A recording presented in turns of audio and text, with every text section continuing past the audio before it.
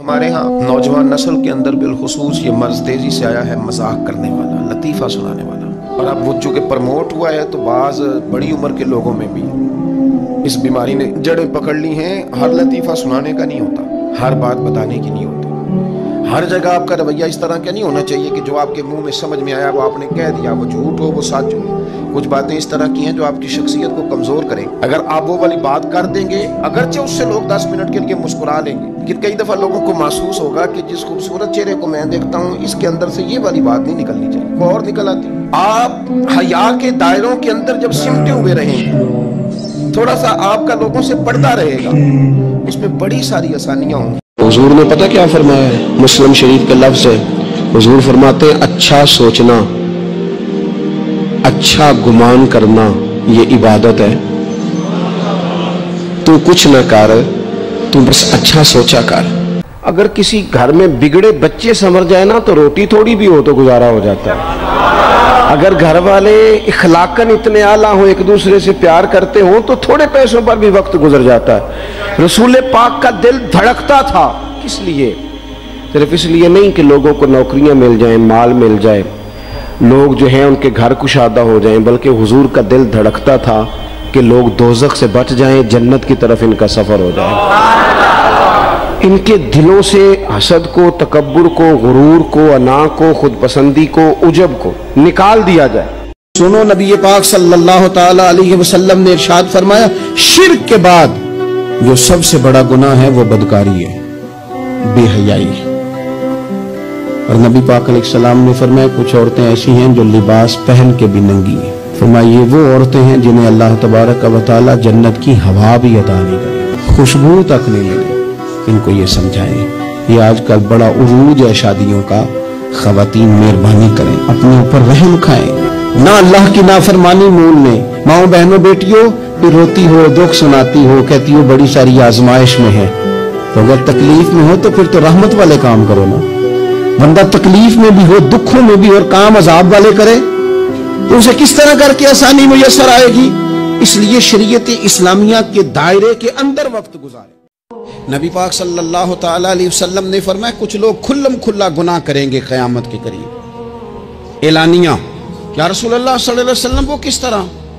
تو حضور فرماتے انہوں نے رات کو غلطی کی تھی، رب نے ان کی غلطی پر پردہ ڈال دیا، انہوں نے سویرے اٹھ کے خود لوگوں کو بتانا شروع کیا، اور دیکھا میں نے رات یہ کیا، معاذ اللہ۔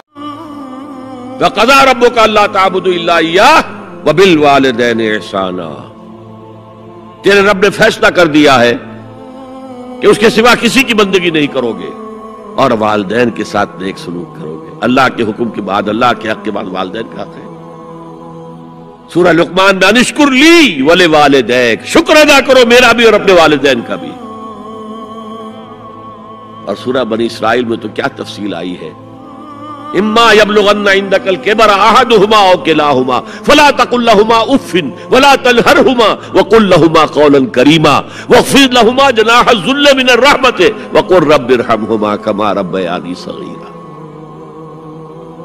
اگر تمہارے والدین میں سے ایک یا دونوں تمہارے پاس بڑھاپے کی عمر کو پہنچ ہی جائیں،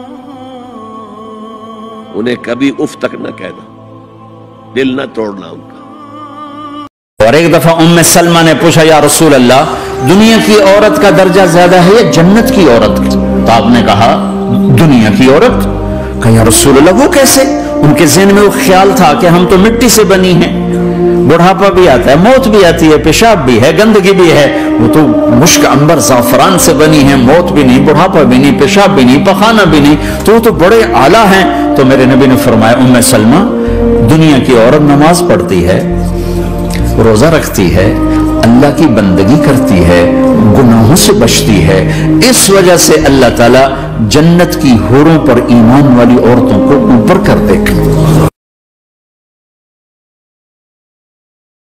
اگر والدین، تم سب بچے بیٹھو، والدین کو اپنی جنت بنا لو، ماں باپ کو اپنی جنت بنا لو، ان کی دعا لے لو۔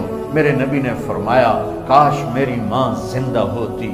ماں کا خاص طور پر منشن کیا، میری ماں کیوں کہ باپ کو تو دیکھا ہی نہیں، اور ماں کو دیکھا ہے 6 سال۔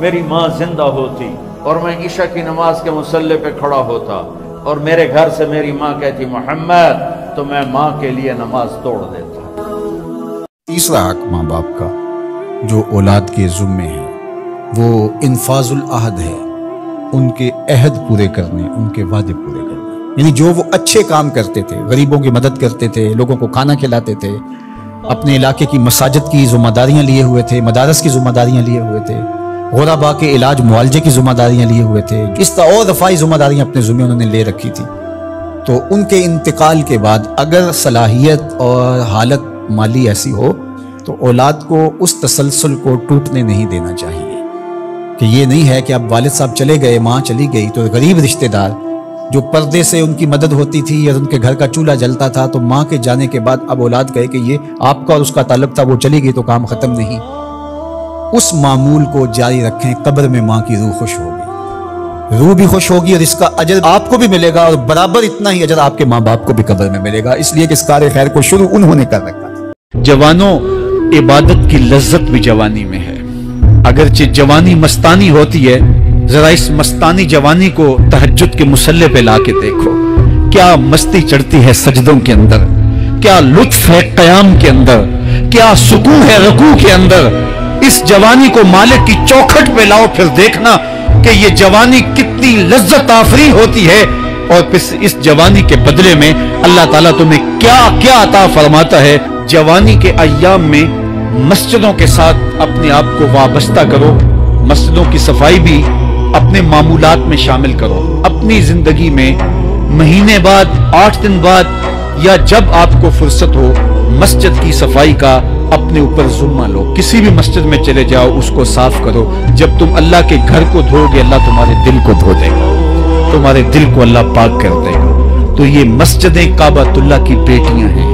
جمعے کی اذان پکاری جائے تو اس کے بعد پھر آپ کاروبار نہیں کر سکتے، پھر کاروبار کرنا حرام ہو جاتا ہے آپ کو۔ وازار البیع، پھر خرید و فروخت چھوڑ دو، پھر تم چل پڑو اللہ کے ذکر کی طرف، پھر تمہارے اوپر لازم ہے کہ تم ذکر کی طرف چل پڑو۔ تو اس لیے اس سہولت سے ہمیں فائدہ حاصل کرنا چاہیے کہ اگر ہم خطبہ پہلا چھوڑتے ہیں اور دوسری اذان یہ اذان ہے جس کے بعد کاروبار کرنا حرام ہے، اذان ثانی ہے۔